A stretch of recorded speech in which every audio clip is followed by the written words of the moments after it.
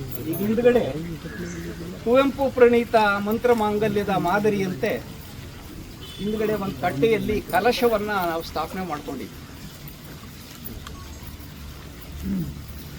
ನಮಗೆ ನಂಬಿಕೆ ಇರುವ, ನಮಗೆ ಶ್ರದ್ಧೆ ಇರುವ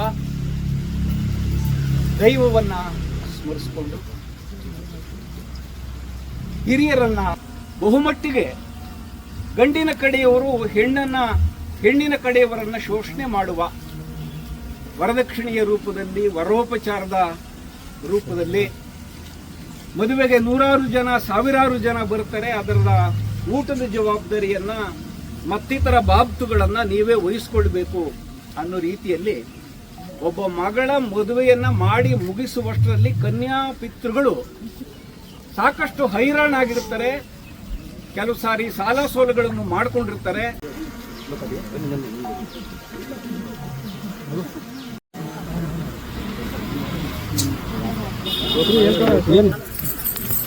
ಯಾವುದೇ ಗದ್ದಲಗಳಿಲ್ಲ, ಜೋರಾಗಿ ಗೊತ್ತಿಲ್ಲ ಇಲ್ಲ.